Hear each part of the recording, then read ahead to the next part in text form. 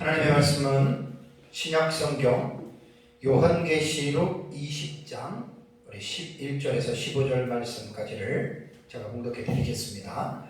이것은 하나님의 말씀입니다. 또 내가 크고 흰 보좌와 그 위에 앉으신 이를 보니 땅과 하늘이 그 앞에서 피하여 간데없더라. 또 내가 보니 죽은 자들이 큰 자나 작은 자나 그 보좌 앞에 서 있는데 책들이 펴있고 또 다른 책이 펴졌으니 곧 생명책이라. 죽은 자들이 자기 행위를 따라 책들에 기록된 대로 심판을 받으니 바다가 그 가운데서 죽은 자들을 내주고 또 사망과 음부도 그 가운데에서 죽은 자들을 내주매 각 사람이 자기의 행위대로 심판을 받고 사망과 음부도 불못에 던져지니 이것은 둘째 사망 곧 불못이라. 누구든지 생명책에 기록되지 못한 자는 불못에 던져지더라. 아멘. 오전에 20장 11절에서 13절 말씀에 대한 내용 가운데에 천지가 사라지고 부활과 변화에 대해서 제가 이제 11절에서 13절 말씀에 대한 내용에 대해서 말씀을 드렸습니다. 이제 20장의 마지막 사건으로서 크고 흰 보좌의 심판, 이제 이것이 천년왕국이 마치고 이 세상이 없어진 후에 이루어지는 최종적인 사건입니다. 그래서 이제 크고 흰 보좌 심판이 이제 마지막 심판으로서 이 심판 이후에 이제 영원한 생명 복락을 누리는 천국으로 들어가고 또 믿지 않는 자들은 영원한 형벌을 받는 지옥으로 들어가는데, 지금과 흰 보좌 심판의 이후의 차이는 지금은 사람이 죽으면 예수를 믿으면 영혼만 천국을 가는 거예요. 또 믿지 않으면 영혼만 지옥에 가는 거예요. 영혼 수면설을 이야기하는 사람들처럼 죽음 영혼은 아무도 모르고 그냥 영혼이 잠자고 육체도 무덤에 있다가 나중에 부활 때에 심판을 받아서 들어간다라고 영혼 수면설에 대해서 말하는 학자들도 있지만 우리는 그것에 대한 사상을 우리는 동의하지 않습니다. 그러니까 영혼이 천국과 지옥을 가도 영혼은 자의식이 있어요. 그러니까 느낄 수가 있어요. 그렇기 때문에 우리는 이제 그런 영혼 수면설 같은 교리는 우리가 이제 반대합니다. 또 받아들이지 않습니다. 그래서 이제 계시록 20장 내용이 늘 시간마다 말씀드렸지만 사실 너무나 중요한 내용들이에요. 예수님 재림 이후에 일어나는 사건으로서 정말 너무나 중요한 교리들이고, 교회는 이 마지막 때 나타난 이 교리들을 분명하게 가르치고 또 성도들은 또 이 교리에 대한 분명한 확신을 가지고 이렇게 신앙생활을 해야 됩니다. 자, 이제 사도 요한의 시야 속에 이제 들어온 환상, 이제 오전에 11절부터 이렇게 말씀을 드렸잖아요. 조금 더 이제 넓게 보면서 이번 시간에는 심판에 관한 그 부분에 초점을 맞추는 겁니다. 부활과 변화는 이미 이제 오전 시간에 말씀을 드려서 그것은 이미 이제 이루어진 사건이고, 그리고 나서 이제 사도 요한에 들어온 환상은 아까 11절에 또 내가 보니 그랬잖아요. 그죠? 내가 요한이 본 것은 크고 흰 보좌입니다. 그러고 나서 이제 오전에는 땅과 하늘이 없어지고 이렇게 말씀드렸지만 이번 시간에는 크고 흰 보좌에 대해서 심판에 대해서 집중적으로 이제 말씀을 드립니다. 근데 이제 여기 20장 11절에서 크고 흰 보좌, 그러니까 보좌를 봤는데 그 보좌가 크고 색깔이 흰색이다 이렇게 되어 있습니다. 이 보좌는 계시록 1장부터 나오는 내용 가운데에 이전에 보았던 보좌와는 전혀 다른 보좌입니다. 계시록 4장, 5장, 7장, 8장, 11장, 12장, 14장, 16장, 19장, 20장까지만 해도 드로노스라고 하는 이 보좌가 많이 나오는데, 이 명사 드로노스는 신약 성경에 62번이 사용됩니다. 그래서 신약 성경에 이 보좌에 대한 드로노스가 사용된 용례들을 보면 한 6가지 정도로 제가 이렇게 압축해서 말씀드릴 수가 있는데요. 하나님의 보좌로서의 하늘을 드로노스라고 사용을 했고, 두 번째는 이제 다윗의 보좌를 사용할 때 이제 이 보좌를 썼고요. 세 번째는 영광스러운 보좌를 묘사할 때 이 단어를 썼고, 다음에 네 번째는 은혜의 보좌를 설명할 때 이 드로노스를 썼습니다. 다음에 다섯 번째는 하나님과 어린 양의 보좌라고 할 때 이 보좌를 썼고요. 여섯 번째는 사탄과 짐승의 보좌, 한 가지 더 있네요. 일곱 번째는 천사들의 계급으로서의 보좌가 있습니다. 이건 이제 신약성경 전체에 나오는 62가지의 드로노스라고 하는 보좌가 사용된 용례들을 7개의 분락으로 제가 이제 원어 사전에 나오는 내용을 가지고 여러분들에게 이제 말씀을 드렸습니다. 오늘 20장 11절에 나오는 사도 요한이 본 보좌는 크고 흰 보좌이기 때문에 여기에서만 처음 나오는 이제 이 보좌가 되죠. 보좌를 꾸며주는 어떤 수식어가 크고 희다라고 말입니다. 여기서 크다라고 하는 표현 속에서 우리가 생각할 수 있는 것은 하나님의 보좌가 매우 위엄이 있고 웅장하다고 하는 것을 우리는 알 수가 있고요. 또 희다라고 하는 이 뜻에서 하나님의 이 크고 흰 보좌는 거룩과 성결함을 느낄 수가 있는 거예요.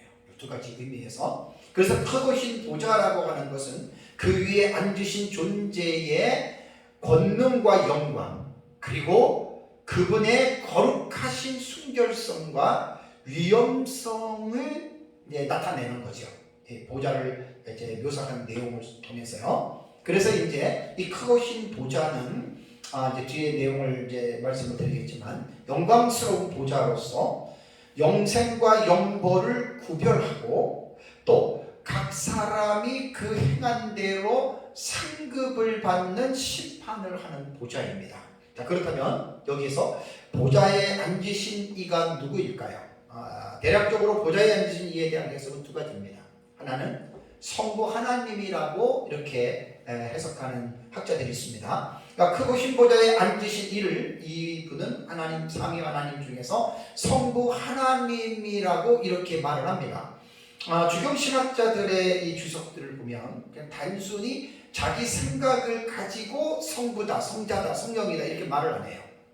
자기가 말을 하고 있는 성부면 성부든 성자든 성령이든지 간에 그렇게 보고 있는 근거를 계시 의존을 통해서 분명하게 학자들은 밝힙니다.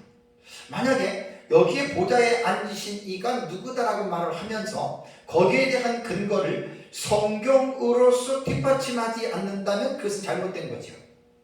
그래서 성부 하나님으로 보는 견해는 4장 1절과 3절과 9절과 5장 1절과 7절과 13절, 그 다음에 6장 16절과 7장 9절, 19장 4절, 21장 5절에 보면은 바로 성부 하나님이 그 보좌에 앉아 있는 그러한 모습으로 볼 때 이제 계시록 20장 11절에 크고 흰 보좌에 앉으신 이가 바로 성부 하나님이다라고 학자들은 주장을 하는 겁니다. 또한 구약 성경 다니엘에도 보면은요, 다니엘서 7장 9절과 10절에 보면은 다니엘서에도 이 상황, 크고 흰 보좌에 대한 심판에 관한 모티프가 되는 본문이 있습니다. 거기에서도 그 보좌에 앉아 있는 분이 바로 성부 하나님이시기 때문에 다니엘서를 근거로 들어서도 계시록 20장 11절에 크고 흰 보좌에 앉으시는 바로 성부 하나님이다라고 보는 견해가 있고요. 두 번째는 아니다, 성부가 아니라 성자 예수님이다라고 하는 해석하는 학자들이 있습니다. 자, 성자 예수님으로 주장하는 학자들도 계시를 의존해서 이 주장을 그들이 말하고 있는데, 요한복음 5장 21절에 보면은 이런 말을 했죠. 아버지께서 아무도 심판하지 아니하시고 심판을 다 아들에게 맡기셨으니 라고 말을 했죠. 그러니까 심판을 아들에게 맡겼기 때문에 크고 흰 보좌 심판에 앉은 이는 바로 성자 예수님이다라고 근거로 말씀을 드리고요. 또 마태복음 25장에 양과 염소의 비유에서 보면은 심판자가 예수 그리스도로 나타나 있습니다. 그러니까 이런 것들을 근거로서 이제 말을 합니다. 또한 사도 바울의 교훈을 근거로 주장을 하는데요. 고린도후서 5장 10절을 보면 이는 우리가 다 반드시 그리스도의 심판대 앞에 나타나게 되어 각각 선악간에 그 몸으로 행한 것을 따라 받으려 함이라라고 말을 합니다. 그리스도의 심판대, 이게 바로 크고 힘보자 심판이라고 해석을 하는 거죠. 그 다음에 디모데후서 4장 1절에도 하나님 앞과 살아있는 자와 죽은 자를 심판하실 누구요? 그리스도의 예수 앞에서 그가 나타나실 것과 그의 나라를 두고 어미 명하노니. 그러니까 산 자와 죽은 자를 심판하실 그분이 바로 그리스도 예수다라고 이렇게 말을 합니다. 그렇다면 여러분들은 어떻게 생각하죠? 보좌에 크고 흰 보좌에 앉아 있는 분이 성부 하나님으로 보는 게 옳습니까? 아니면 성자 예수님이 옳습니까? 다 나름대로 그냥 성경 본문을 가지고 그냥 해석학적인 측면에서는 동의할 수가 없어요. 그래서 저는 이 부분을 많이 고민하다가 성부냐 성자냐라고 이렇게 논쟁하기보다는 하나님의 사역에 있어서 성부, 성자, 성령의 위격을 우리는 구분할 수는 있지만 삼위일체 하나님은 떼어놓을 수는 없습니다. 제가 여기에서 힌트를 얻어서 성분이 성자니 이런 말을 하지 말고 삼위일체 하나님께서 보좌에 앉아 계신다. 저는 그렇게 보는 것이 가장 저는 옳다고 봅니다. 그러니까 마지막 심판의 보좌인 드로노스인 이 보좌는 바로 삼위일체 하나님이 그 보좌에 앉아서 바로 삼위일체 하나님이 심판하시는 것이다 라고 이렇게 보시면 저는 가장 타당한 해석이라고 봅니다. 그 다음에 이제 여기서 이제 심판을 하는데 오전에 제가 죽은 자들이 보좌 앞에 섰다 그랬잖아요. 이게 이제 부활이거든요. 그러니까 죽은 자들이 누구냐? 여기서는 모든 죽은 자들로 보면은 성도들도 들어가고 그 다음에 불신자들도 들어가고 그 다음에 마지막 날 부활의 또 하나의 큰 사건, 빅 이벤트가 뭐죠? 그것이 바로 변화입니다. 그러니까 모든 사람들이 아담 이후부터 모든 사람들이 지금 부활과 변화를 통해서 지금 크고 흰 보좌 앞에 서 있는데 12절과 13절을 볼까요? 또 내가 보니 죽은 자들이 큰 자나 작은 자나 그 보좌 앞에 서 있는데 책들이 펴있고 또 다른 책이 펴졌으니 곧 생명책이라.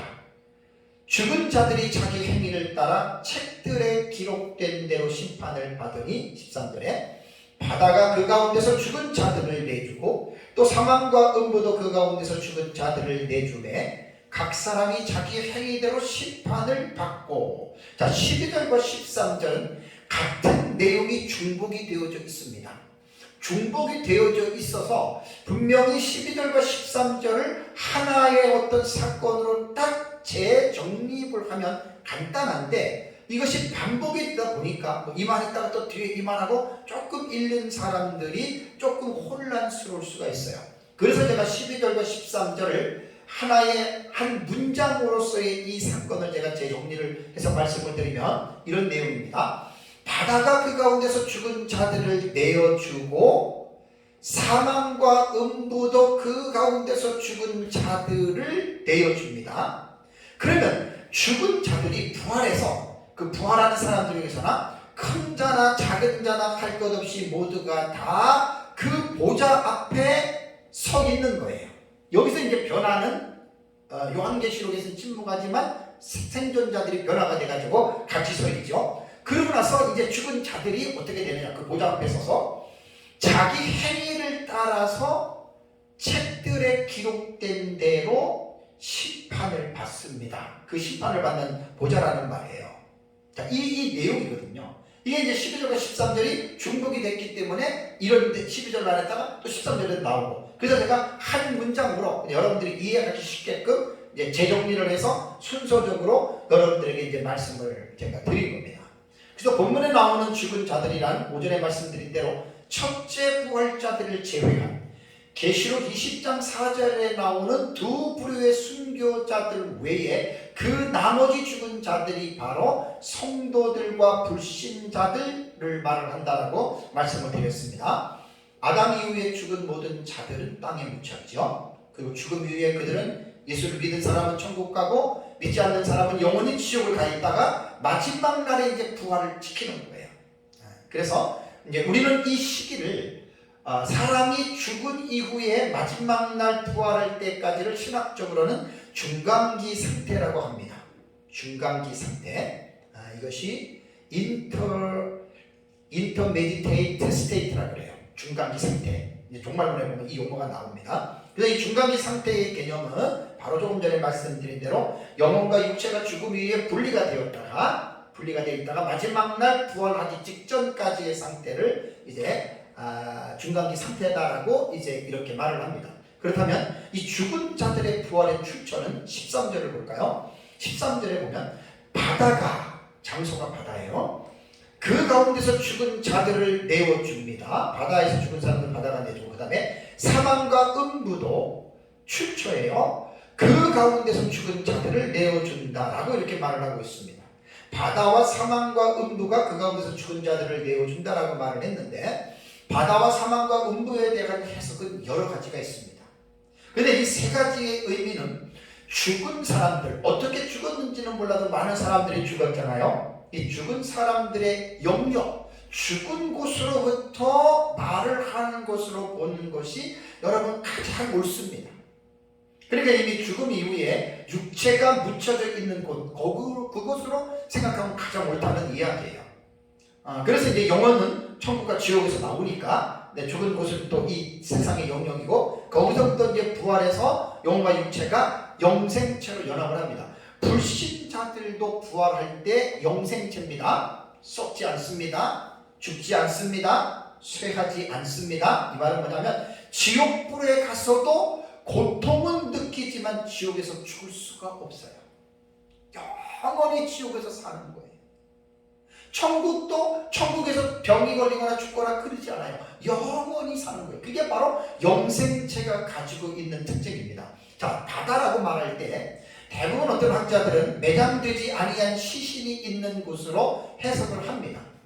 또 하나의 해석은 성경에서 바다는 이 세상이다, 그래서 바다가 죽은 자들을 내어준다라고 했을 때에는 그냥 이 세상에서 죽은 자들이 다 일어난다. 이건 조금 너무 폭넓게 말한 것 같고요. 그냥 본문은 문자 그대로 바다에서 죽은 사람들이 바다에서 다시 이제 몸이 살아나는 것으로 보는 것이 저는 가장 더 자연스럽다라고 생각할 수가 있습니다.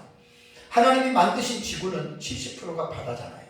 천지 창조 이후 사람들은 지금도 그렇고 오랫동안 바다에서 생활하는 사람들이 의외로 많습니다. 바다는 인간의 교통로가 되기도 하고 인간의 식량, 어족 자원의 보고이기도 하고, 그래서 이렇듯 인간은 바다와 뗄래야 뗄 수 없는 그런 관계가 있습니다. 그래서 바다에서 생활하다가 바다에서 죽는 사람들도 의외로 많습니다. 근데 바다에서 죽은 사람이 뭐 시체가 이제 육지로 또 내려와서 찾을 수 있지만 대부분 보면은 짐승의 먹이가 돼서 그 시체를 찾을 수가 없잖아요. 그러니까 우리는 본문을 문자적으로 그대로 바다가 죽은 자들을 내어준다라고 하는 말은 육신이거든요. 육신. 뭐 물고기가 먹혀 죽었고 또 물고기가 사람에게 먹혀 죽었고 어떻게 됐든지 간에 그 본래의 육체의 성분 자체는 없어지지 않아요. 물고기가 먹고 소화를 해서 만약에 물고기가 또 사람에게 먹혀서 그것이 또 배설물로 나와서 그 배설물이 땅에 묻혀 있다 하더라도 그 원소는 절대로 없어지지 않는 거예요. 그것을 근거로 해서 이제 바다에서 살아난다라고 보는 것이 옳고요. 이 사망이라고 하는 단어는 다나토스라고 하는 단어인데 이 죽음입니다. 데드라고 하는 죽음이에요. 자, 여러분, 사망이라고 하는 것은 어떤 사망 자체가 어떤 실체를 가지고 있는 것은 아니죠.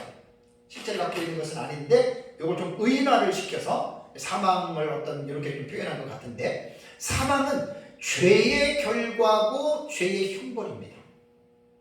그래서 아담 이후의 인간은 죄로 말미암아 사망을 당할 수밖에 없는 그러한 존재가 됐죠. 그래서 사망이라고 하는 이 존재는 죄인들에게는 불가항력적으로 받아들일 수밖에 없는 하나님께서 제정하신 불변하신 법칙이고 영원한 법입니다.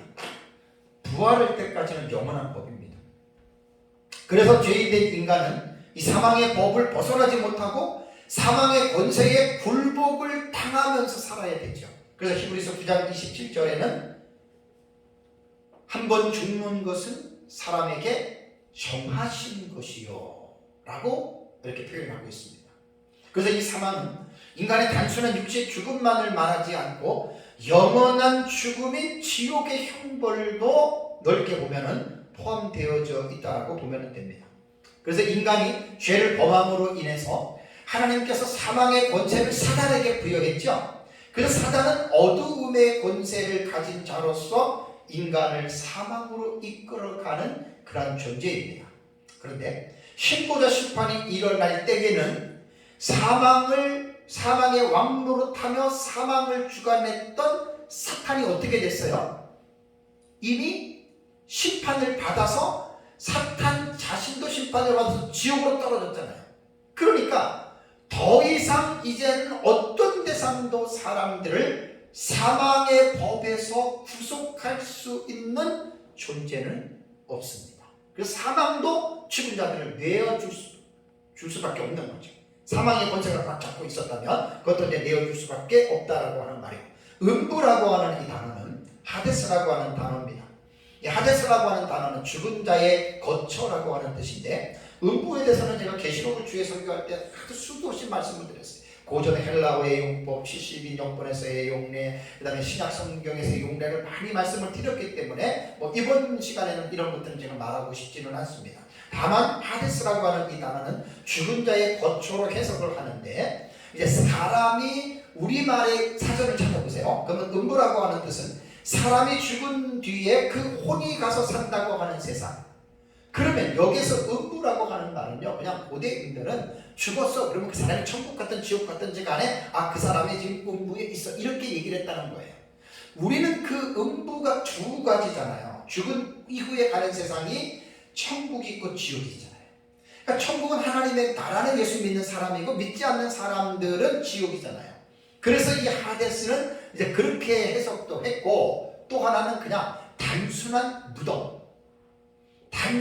무덤을 이야기할 때도 하데스라고 하는 단어를 신약 성경이나 지옥에 같은 데에도 여러분 이 용어를 사용을 한 것을 히브리어에도 보면은 다른 용어로도 사용한 것을 볼 수가 있습니다.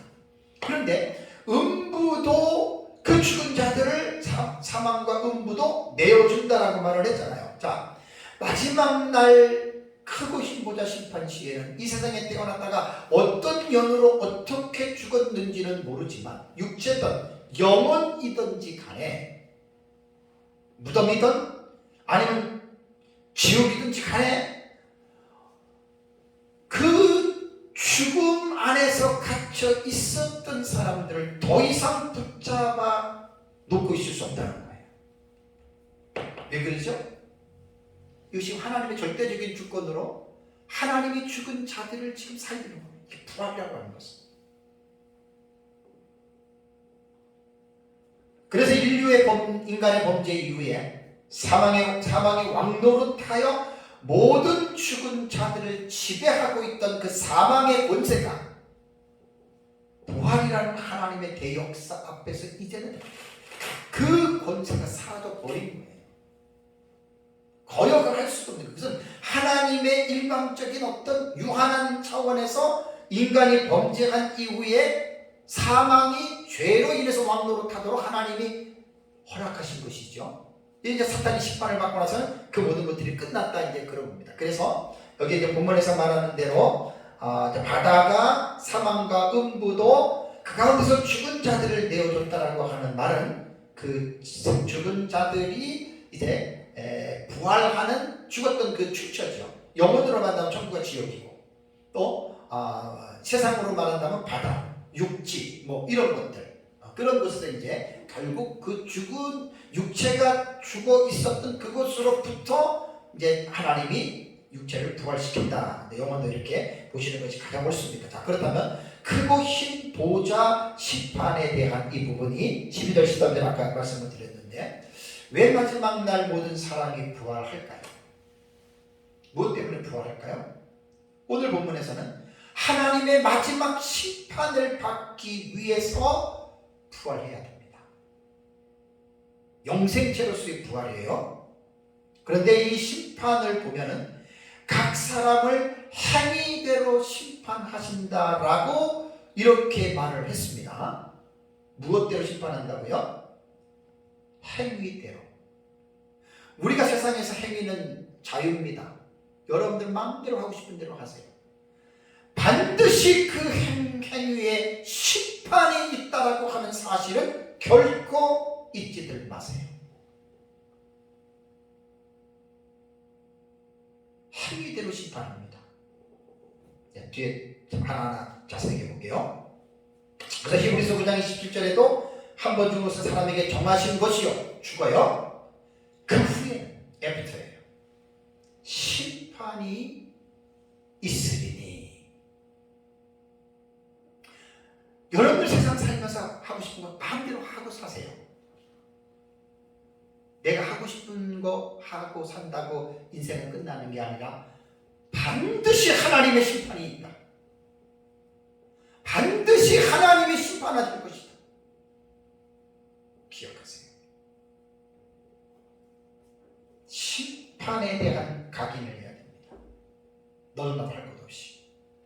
그러면 12절을 보니까 심판대 앞에 책이 있어요. 자, 12절을 보면 책들이 펴있고 복수입니다. 또 다른 책이 펴졌으니 단수입니다.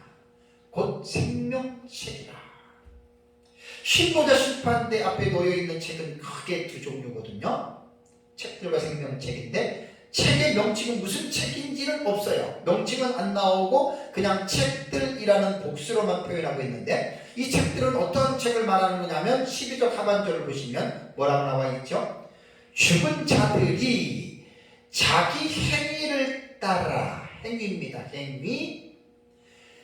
그 다음에 행위가 그냥 무조건 하는 게 아니라 책들에 기록된 대로 심판을 받으니 라고 말하고 있습니다. 이 말씀으로 미뤄볼 때 이 책에는 각 사람이 세상에 살면서 살았던 그 모든 행위들이 그 책에 기록되어져 있다라고 보는 것이 옳습니다.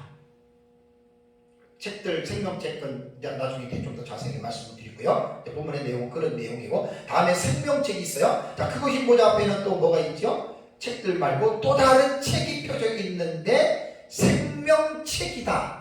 그럼 생명책은 뭘까요? 생명책은 인간의 행위를 낱낱이 기록한 책과는 다릅니다. 하나님의 자녀들의 이름이 기록된 책입니다. 참 신비한 거예요. 근데 이 생명책에 기록된 사람들은 앞에서 나오는 행위를 따라받는 심판에 대해서는 제외가 됩니다. 참 놀라운 일입니다. 그 생명책에 기록된 사람은 구원받은 자들이거든요. 구원받은 자들은 앞에서 말한 책들이라고 하는 복수, 인간의 행위를 기록한 이 책에서 심판하고는 제외가 된다는 거예요. 참 놀라운 일입니다. 그러나 이 생명책에 대해서는 성경에 다른 곳에 몇 군데 언급이 되어져 있는데 출애굽기 32장 32절, 다니엘서 12장 1절, 누가복음 10장 20절, 빌립보서 4장 3절에 보면 생명책에 대한 부분이 있습니다. 요한계시록에는 생명책이 6번 기록이 되어져 있어요. 3장 5절, 13장 8절, 17장 8절, 20장 12절, 15절, 21장 27절에 요한계시록에만 생명책이 6번 기록이 되어져 있습니다. 자, 그렇다면 심판에 대해서 말씀을 드리겠습니다. 자, 심판에 대한 근거는 아까 12절, 13절에 읽어본 11절, 13절에 나오죠. 각 사람이 자기의 행위대로 심판을 받는다고 했습니다. 12절 보세요. 자기 행위를 따라 책들에 기록된 대로 심판을 받으니. 이번에 대장동 사건 때문에 유동규 씨가 한 말이 있잖아요. 내가 지은 벌은 죄는 내가 죄벌을 받겠다. 그러나 내가 다른 사람이 지은 죄까지는 난 덮어쓰고 싶지 않다. 그 죄를 명령한 그 사람은 그 죄를 받아야 된다. 그 진리예요, 진리. 그러니까 여기에서 자기 행위를 따라 책들에 기록된 대로 심판을 받는데 내가 죄를 짓지 않았는데 다른 사람의 죄가 여기에서 플러스가 되는 게 아니에요. 자기 행위입니다. 인디비디얼입니다. 각자 자기가 한 행동에 대해서만 여기서 심판이 주어진다는 말이죠. 13절을 보니까 각 사람이 자기 행위대로입니다. 인디비디얼이에요. 각 개개인이에요.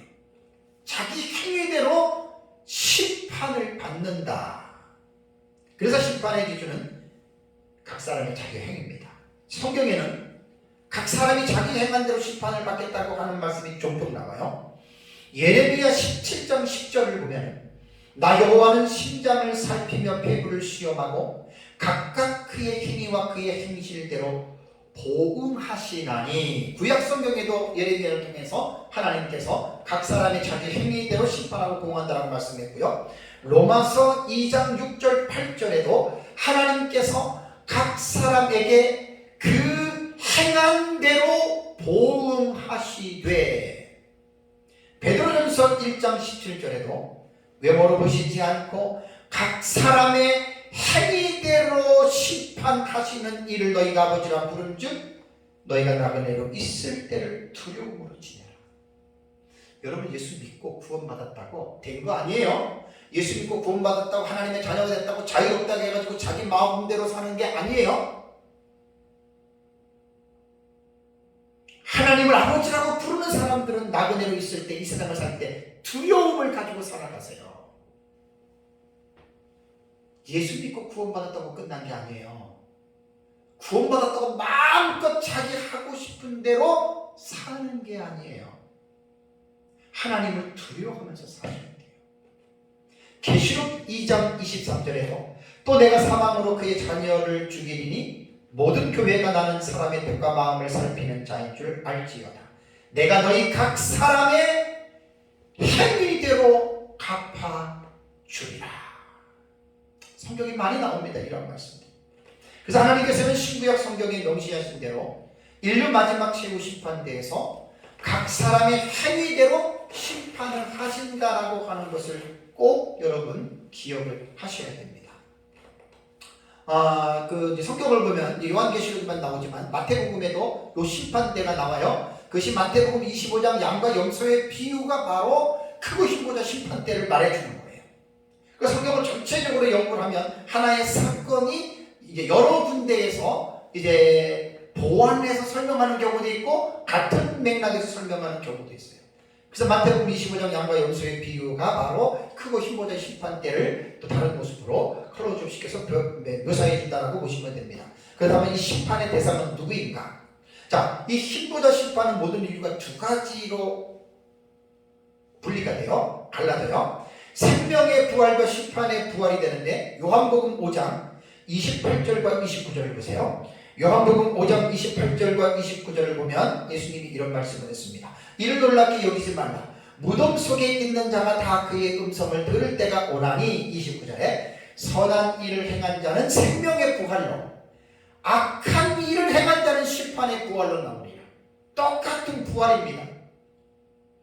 똑같은 부활인데 생명의 부활로 부활하는 사람이 있고 심판을 받기 위해서 부활하는 사람이 있다. 바로 그 말입니다.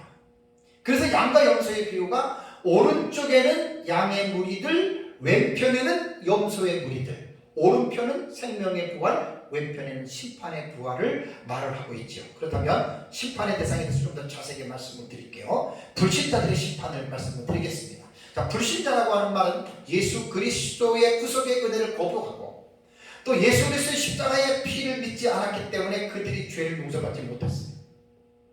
어머니 뱃속에서부터 죽을 때까지 살면서 지었던 모든 죄들 일도 용서받지 못하고 그 죄가 다 그 책에 기록되어 있어요. 모든 사람들이.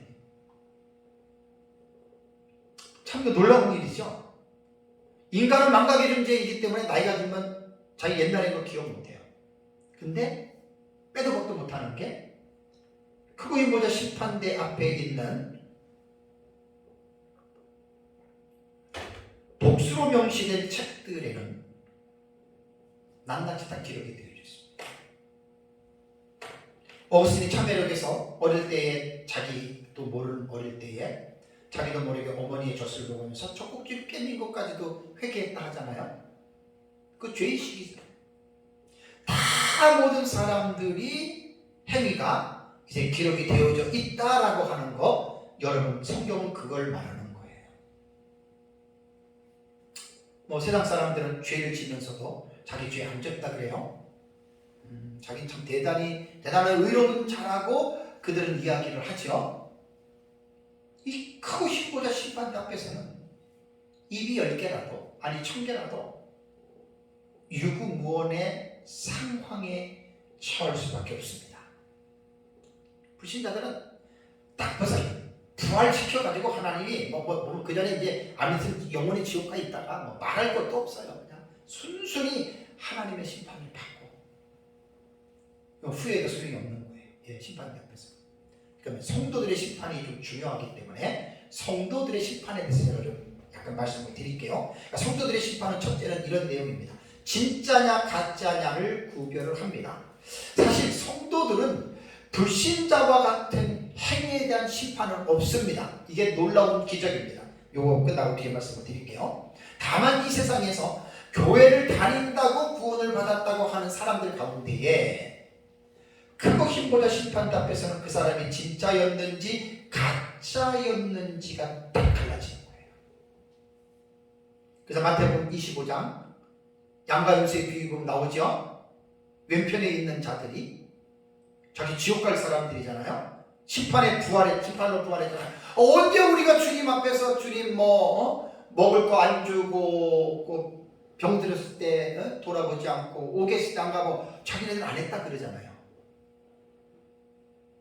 그런 내용이에요. 불신자들은 그렇게 반대.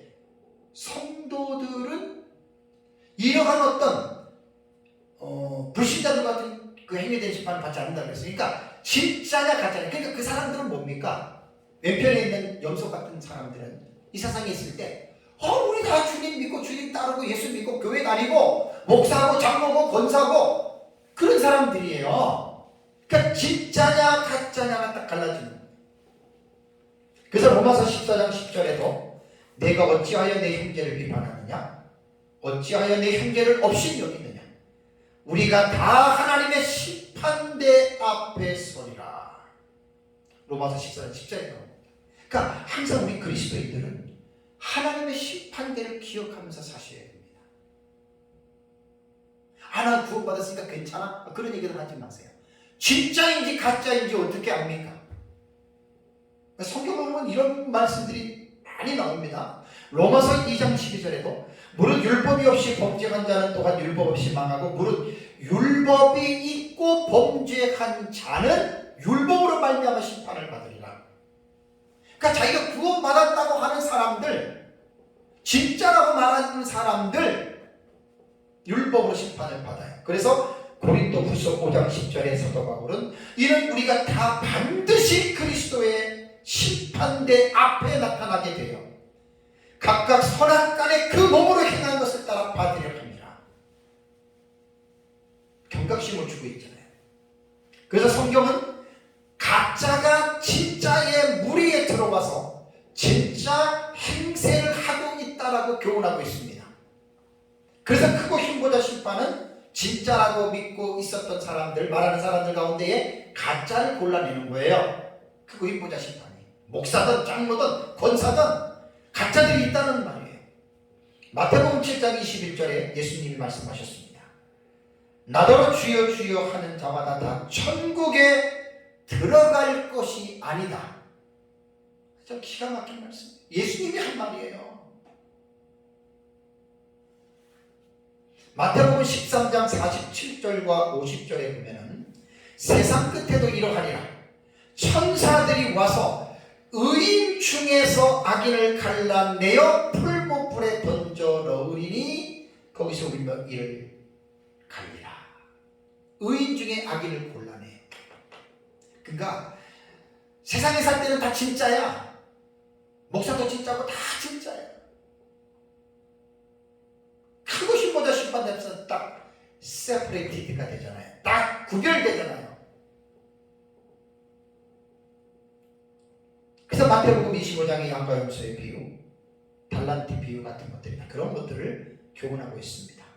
다음에 성도들의 심판은 아까 심판이라는 말이 좀 그렇지만 어떤 사람들은 아예 상급 심판이라고 좀 부드럽게 용어를 좀 묘사해서 하는데 괜찮습니다. 그것도. 두 번째는 뭐냐면 성도들은요, 구원받은 사람들은 아무리 그 사람이 세상에서 좀 이상하게 살고 괴팍하게 살고 죄를 지으며 살았다 하더라도 이건 꼭 기억하세요.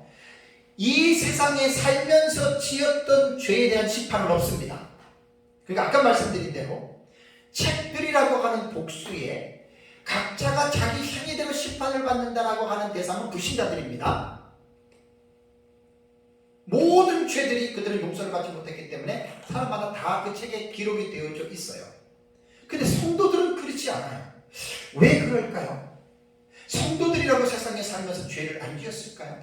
뭐 목사들이라고 죄 안 짓는 줄 아세요? 목사들이 성도보다 더 죄를 많이 지을 수 있어요. 아니 더 짓고 있어요. 완전하게 사는 사람은 이 세상에 한 사람도 없습니다. 사역 목사든 성도든 그들의 삶을 보면 얼룩진 행실들이 많이 있습니다. 근데 왜 성도들은 행위 심판을 받지 않냐면 성도가 이 땅에 살면서 죽는 순간에 그들이 지었던 예수 믿기 전에 지었던 죄는 예수 믿는 순간에 다 용서를 받고 예수 믿고 나서 지었던 죄는 어떻게 용서를 받냐면 요한일서 1장 9절에 만일 우리가 우리 죄를 자백하면 그는 미쁘시고 의로우사 우리 죄를 사하시며 우리를 모든 불의에서 깨끗게 하실 것이요. 이게 바로 자백이 회개입니다. 회개와 회심에 대한 용어를 여러분들이 기억을 하셔야 되는데 회심이라고 하는 이 말은요, 회심은 단회적입니다. 그러니까 예수님 영접할 때 딱 회심, 일생일 때 한 번으로 끝납니다. 회개는 반복적입니다. 그래서 예수님이 제자들에게 교훈할 때 이미 목욕한 자는 어떻게 해요? 발만 씻으면 된다. 이런 개념이에요. 그래서 구원받은 사람들은 사람마다 다 차이가 있어요. 괴팍하고 뭐 좀 성질이 못되고 뭐 남욕하고 그럴 수 있어요. 목사도 그런 사람들이 많은데 그럼 그들은 구원받은 사람은 그런 죄를 지면 성령이 거의 반드시 회개시킵니다. 불안하게 하고 답답하게 하고 때로는 매를 들고 사고 나게 하고 병 걸리게 하고 이거는 하나님의 사랑의 매예요. 사랑의 매. 그래서 성도들은 이 세상에 살면서 자기들이 어떤 지었던 죄들은 그냥 그 회개하지 않으면 결코 편치 않습니다. 다윗이 밧세바를 범했잖아요. 한 1년 정도 죄를 회개하지 않았을 때 어떻게 살았어요? 정신병 직전까지 가고 말도 못한 고통을 당했잖아요. 결국 회개시킵니다. 그래서 회개는 아무나 하는 게 아니라 구원받은 자들만 할 수 있는 특권입니다. 특권, 특별한 권리입니다. 그래서 심지어는 큰 죄를 지면 하나님이 병들게 해서 죽게도 하고 사고를 당해서 죽게도 하십니다. 그렇다고 해서 병들고 사고 당한 사람들이 다 죄 때문에 당하느냐? 그렇게 말하면 안 됩니다. 욥기의 교훈을 기억하십시오.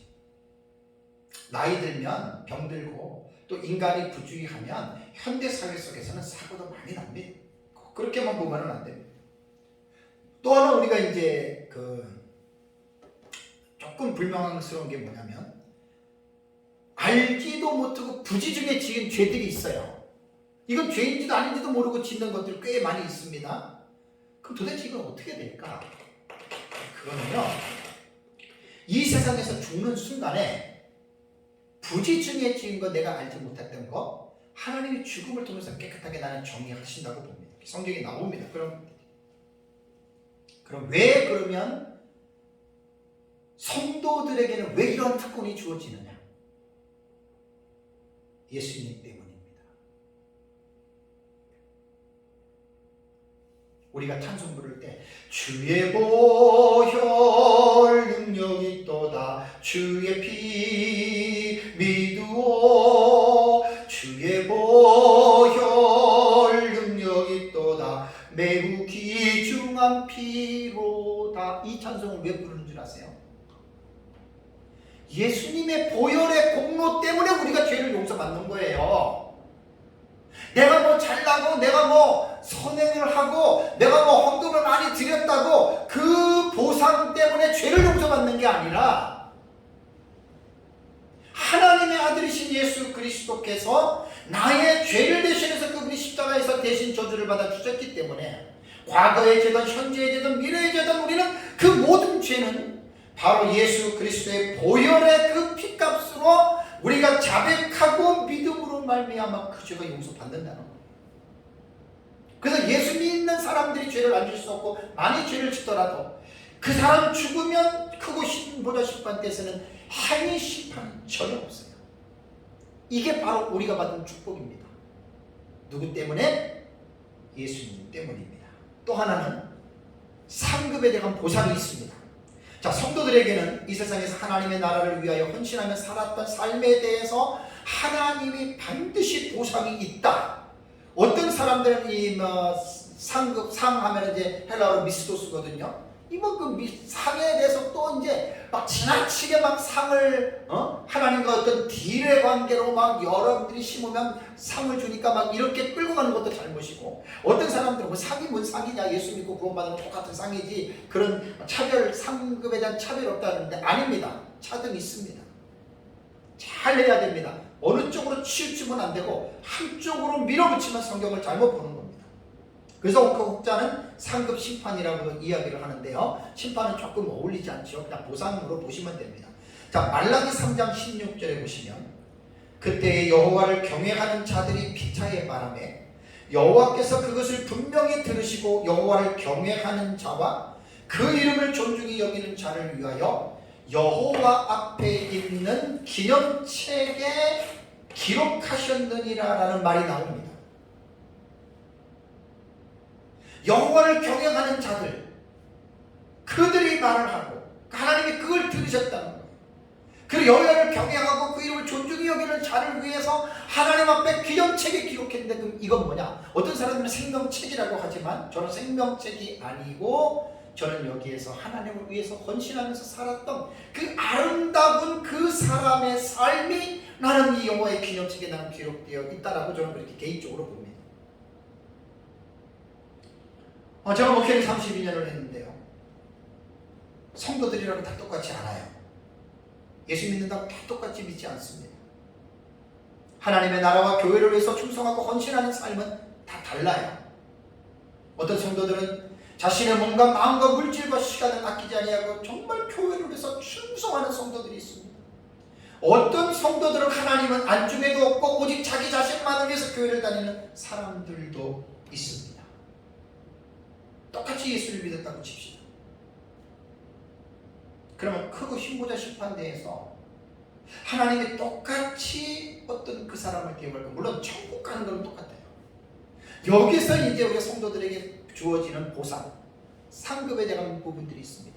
그래서 마태복음 25장의 달란트 비유가 바로 종말에 나타나는 하나님의 상급에 대한 보상으로서 이 본문을 해석을 해야지, 달란트를 가지고 마치 1월 달에 직분을 받고 12월 달에 직분을 정리할 때 달란트를 그렇게 사용하는 게 아닙니다. 이거는 마지막 때 종말론적인 차원에서 25장에 나타나는 세 가지 비유는 그렇게 이제 해석을 해야 됩니다. 자, 그렇다면 이것은 우리가 당신 생각이냐 아니냐, 어떤 사람의 생각에 근거로 제가 말씀을 드리는 게 아니에요.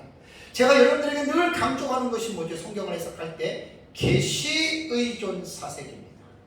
하나님의 성경 66권의 계시를 의존해서 우리는 항상 생각하고 말하고 거기에서 모든 결론과 결정을 성경에서 해야지, 성경을 벗어나면 그건 잘못된 거거든요. 그러면 성경에 이런 말씀이 분명히 있습니다. 자, 계시록 22장 11절 가보세요. 우리 수도 없이 많이 봤어요. 계시록 22장 11절과 12절 보시면 불의를 행하는 자는 그대로 불의를 행하고 더러운 자는 그대로 더럽고 의로운 자는 그대로 의를 행하고 거룩한 자는 그대로 거룩하게 하라. 12절에 보라 이두 보라 내가 속히 오리니, 왜 와요? 예수님이 내가 줄 상이 내게 있다는 거예요. 예수님이 재림하시는 부분 심판도 있지만 상이 있다는 거예요. 상이 뭐라고 했죠? 각 사람에게 똑같이 균등하게 주겠다? 아니죠. 그가 행한 대로 갚아주리라. 이거는 지나치게 아까 말씀드린 대로 좌나 우나 치우쳐서 이 설교하면 안 돼요. 그가 행한 대로 갚아주세요. 그러니까 이 상급에 대해서 차등론에 대해서 반대하시는 분들은 그거예요. 그러면 상급이 다른데 그럼 이 세상과 뭐 별다를 바가 뭐가 있냐 하는데 아니죠. 5곡을 10곡을 2곡을 권세가 달라도 이 세상에서는 죄성이 있기 때문에 시기하고 질투하지만 천국에는 10곡을 다스린다고 해가지고 뭐 그 사람이 이 세상처럼 막 부자가 되고 막 그런 게 개념이 아니에요. 천국에서 막 시기심과 질투심이 있다 그러면 천국이 아니죠. 그렇게 생각하면 안 돼요. 그러나 분명히 차등은 있습니다. 믿음을 가지고 살았던 구원받은 성도들을 주를 위해서 죽도록 충성한 삶에 대해서 상급이 주어진다. 그래서 하나님이 성도들에게 보상하는 상 중에서 제일 큰 상이 누구라고 그랬어요? 순교자입니다. 순교자. 하나밖에 없는 목숨을 하나님의 말씀과 예수 그리스도의 증거 때문에 자기의 목숨을 바친 순교자들이 가장 큰 상이에요. 그게 바로 첫째 부활자들입니다. 자, 사도 바울도 그 자신의 삶을 고백을 했습니다. 빌립보서 3장 14절을 보면 표대를 향하여 그리스도 예수 안에서 하나님이 위에서 부르신 부름의 상을 위하여 달려가노라.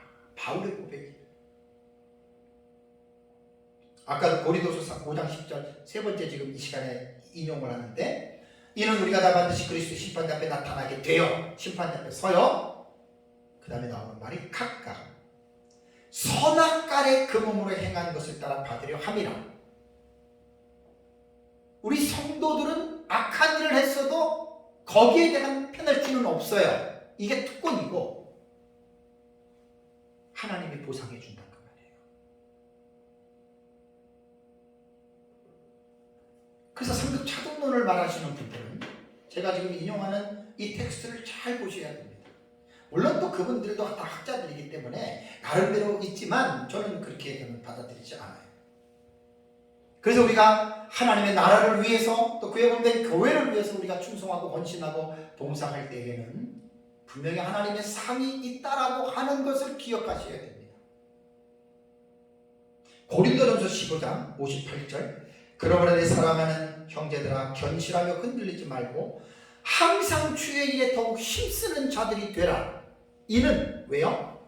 너희 수고가 주 안에서 헛되지 않은 줄 알미라.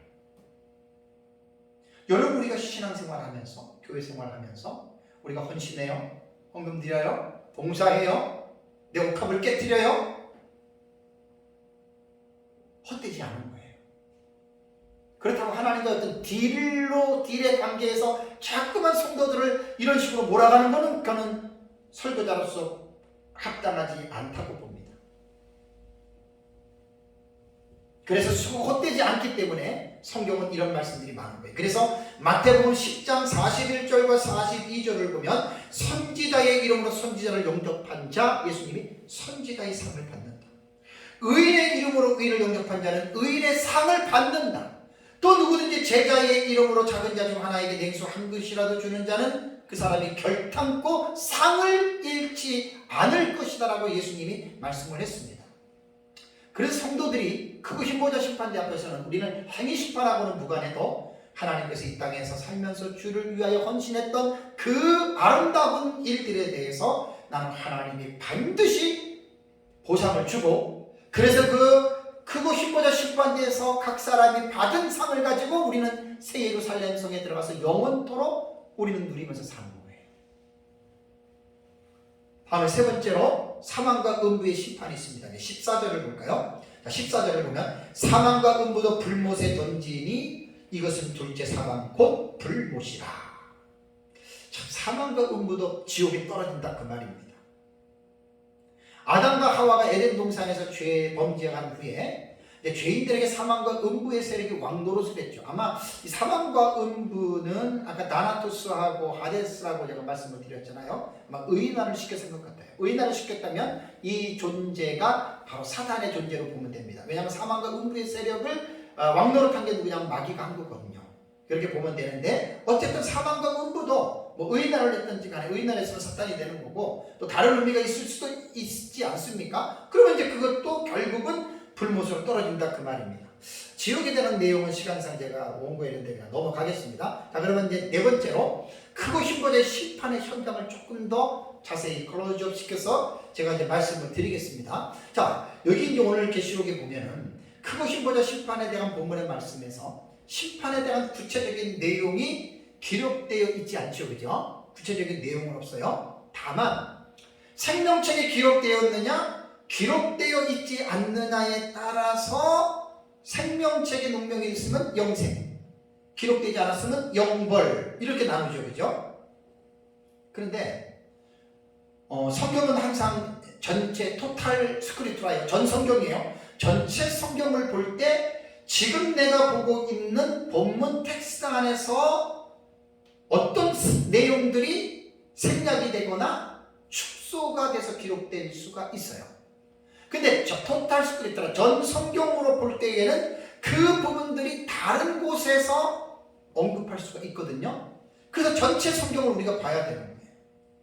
아까 말씀드린 대로 마태복음 25장에 양과 염소의 비유를 보면은 이 크고 힘보다 심판은 조금 더 우리가 자세하게 이 본문을 우리가 이해할 수가 있습니다. 자, 양과 염소의 비유를 보시면 마태복음 25장 31절을 보면은 자기 영광의 보좌에 앉으린 이 말은 힘보다 심판자 앞에 예수 그리스도께서 앉는다 그 말입니다.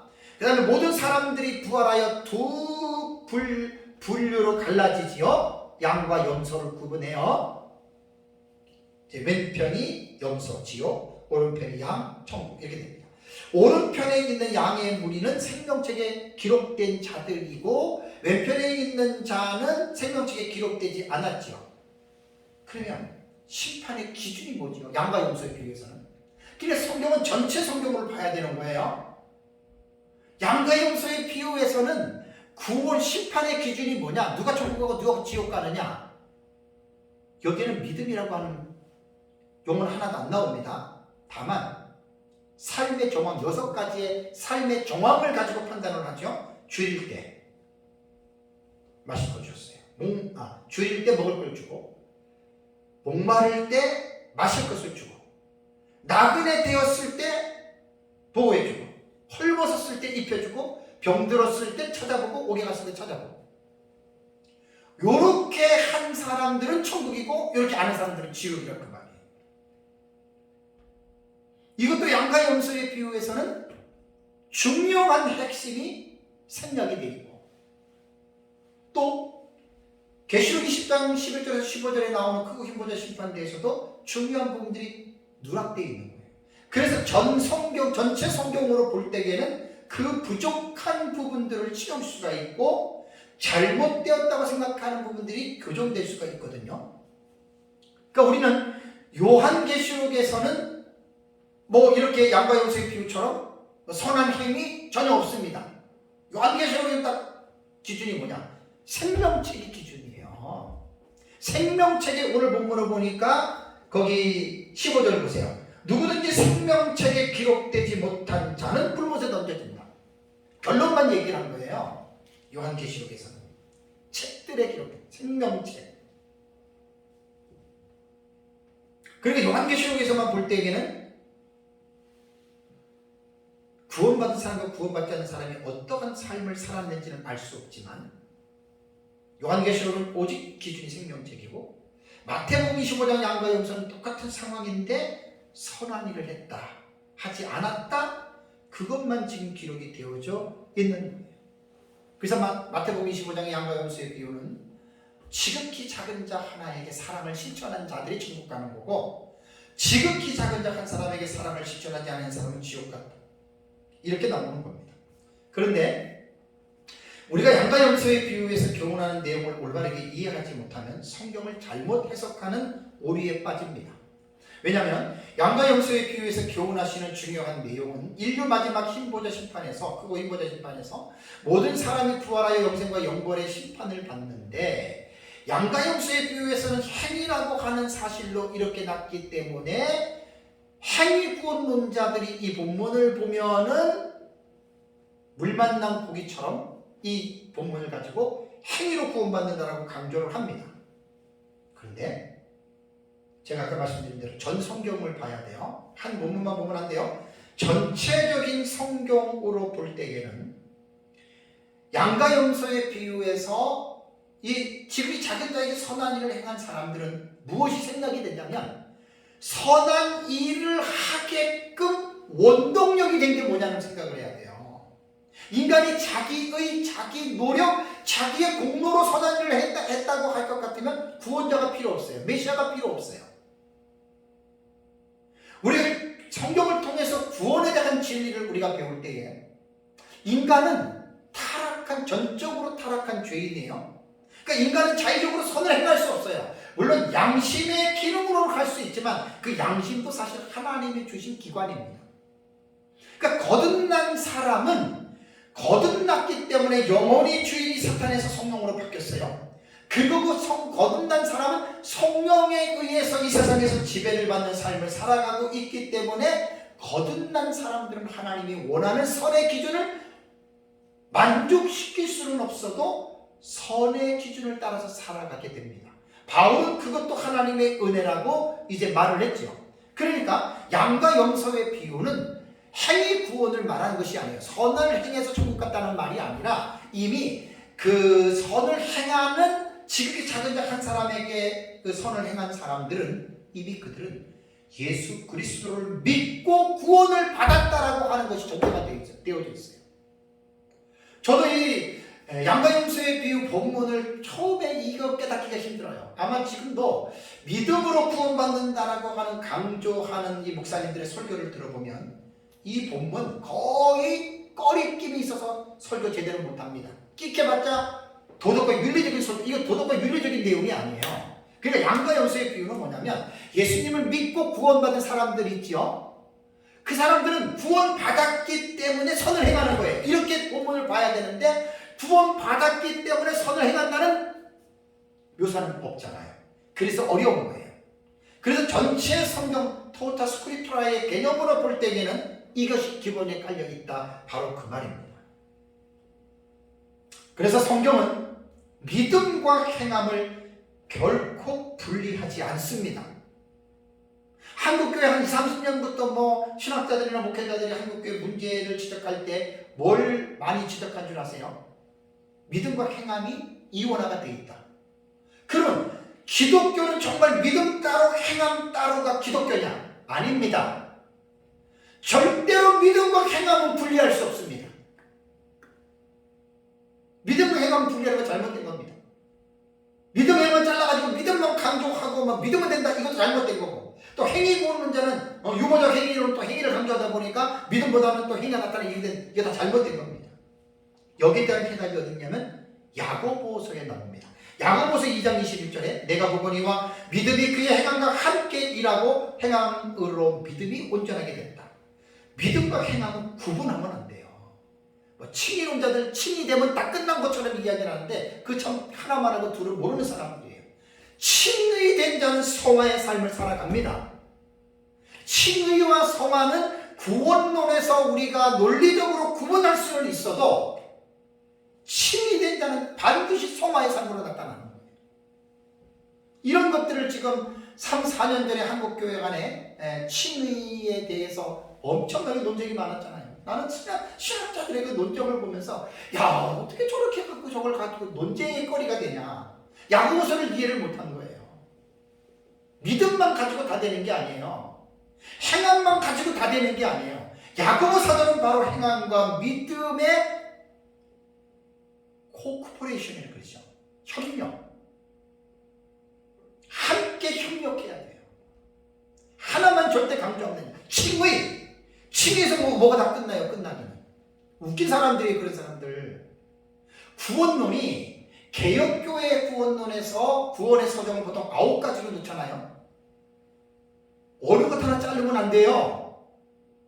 구원을 말할 때에는 소명, 중생, 그 다음에 괴심, 그 다음에 칭의, 양자 쭉 해가지고 성화, 그 다음에 견인, 영화까지 가잖아요. 구원은 끝까지 다 언급을 해 구원이 되는 건데 이상한 신학자들이 칭의 해가지고 칭의만 딱 잘라가지고 이거 좀 웃긴 코미디예요. 코미디.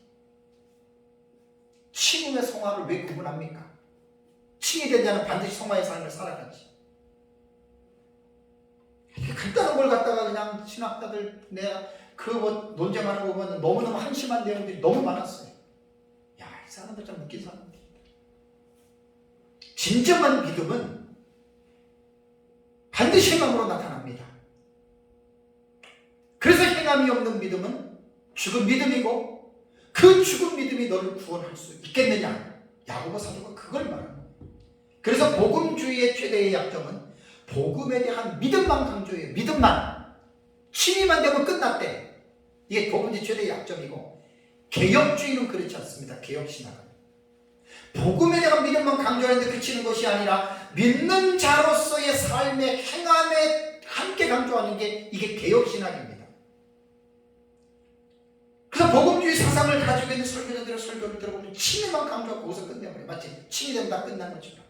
근데 개혁신학을 하는 사람들은 거기서 절대 안 끝납니다. 칭의와 승화를 같이 강조합니다. 마지막으로 15절 보겠습니다. 누구든지 생명책에 기록되지 못한 자는 불못에 던져지더라. 아까 말씀드린 대로 요한계시록이 크고 15절 심판대에서 구원에 대한 기준은 생명책입니다. 생명책에 기록되지 않았어. 아무리 착하게 살아서 그 사람 구원 못 받습니다. 양심의 기능으로는 착하게 살 수는 있어요. 왜냐하면 아까 말씀드린 대로 양심도 하나님께서 모든 사람들에게 주어주신 하나님의 그 기능이거든요. 그러니까 이제 그렇게 보시면 됩니다. 네. 그래서 우리가 이제 구원의 근거는 사람에게 있는 게 아니라 하나님에게 있습니다. 에베소서 2장 3절에 바울은 에베소 교인들에게 이렇게 교훈했습니다. 전에는 우리도 다 그 가운데서 우리 육체의 욕심을 따라 지내며 육체와 마음에 원하는 것을 하여 다른 이들과 같이 본질상 진노의 자녀들이었다. 이렇게 말하고 있어요. 바울이. 우리가 예수님 때문에 우리가 지금 이렇게 된 거지, 예수를 믿지 않고 예수님 하나님의 은혜가 아니면 우리도 다 본질상 진노의 자녀들이에요. 잘난 게 뭐가 있습니까, 사람이? 우리 인간이 잘난 게 뭐가 있습니까? 잘났다고 다 하나님의 은혜지. 내가 잘나가지고 잘난 게 없어요, 여러분. 얼마나 인간이 더럽고 추악한 죄인인지. 저는 칼빈주의 교리 중에 튤립이라고 5가지 교리를 철저하게 믿는 사람입니다. 인간은 전적 타락한 존재입니다. 허물과지로 죽을 뻔한 존재가 아니라 죽었던 자들입니다. 자력으로는 구원을 얻을 수가 없고 구원에 있어서는 인간의 자유의지는 0%입니다. 하나님의 은혜로 구원받은 겁니다. 의인은 하나도 없지요. 예수님 때문에 우리가 구원을 받고 예수님 때문에 우리가 그 보혈의 공로를 의지하면서 우리는 부족하고 지금도 저는 목사지만 참 부족한 사람이에요. 진짜 하나님의 은혜가 아니면 저는 살 수가 없습니다. 나이가 들면서 점점 더 그걸 실감해요. 인간은 진짜 아무것도 아닙니다. 자랑할 것도 없어요. 내세울 게 뭐가 있습니까, 인간이? 부족하고 미련하고 그거밖에 없어요. 사랑하는 성도 여러분, 이 요한계시록 20장을 끝으로 이 세상의 최종적인 심판이 끝납니다. 이 20장 너무너무 중요한 내용이에요. 제가 이거 한 설교를 한 10번, 10시간 했나요? 많이 했어요. 그죠? 요한계시록 20장 너무너무 중요한 내용이에요. 우리가 이제 예수님 재림 후에 천년왕국이 일어나는데 이때가 언제인지는 알 수 없지만 인류의 종말의 마지막은 반드시 지금 있습니다. 점점 오고 있습니다. 그래서 요한계시록은 장차 될 일들에 대한 계시로서 이 일이 이루어지는 날이 점점 가까워 오고 있다고 하는 것을 명심하고요. 저와 여러분들은 깨어서 마지막 때에 예수님 재림 직전에 일어날 종말적인 사건들, 저는 이게 요한계시록이고 우리 역사적 전천년은 미래적 해석법을 따르기 때문에 우리는 종말적 사건으로 요한계시록을 보고 있기 때문에 상당히 요한계시록을 가장 올바르게 보고 있는 관점이 저는 역사적 전천년이라고 저는 생각을 합니다. 그래서 마태복음 24장 41과 44절에 보면 예수님이 그러므로 깨어있으라 어느 날에 너희 주가 임하는지 너희가 알지 못함이니라. 너희도 아는 바니 만일 집주인이 도둑이 어느 시각에 올 줄을 알았더라면 깨어있어 그 집을 뚫지 못하게 하였으리라. 이러므로 너희도 준비하고 있으라. 생각하지 않은 때에 인자가 오리라. 20장을 마치면서 참 너무너무 참 중요한 장이다. 다시 한번 또 제가 생각을 합니다. 참 20장의 내용을 잘 기억하시고 어쨌든 이제 이 세상의 모든 것들이 크고 힘보자 심판으로 마무리가 됩니다. 크고 힘보자 심판 이전에 천지가 소멸됐지요. 사라졌지요. 그러고 나서 어쨌든 여러분 우리가 이런 소망을 가지고 믿음으로 늘 승리한 삶을 살아가시기를 주님의 이름으로 축복합니다. 기도하겠습니다.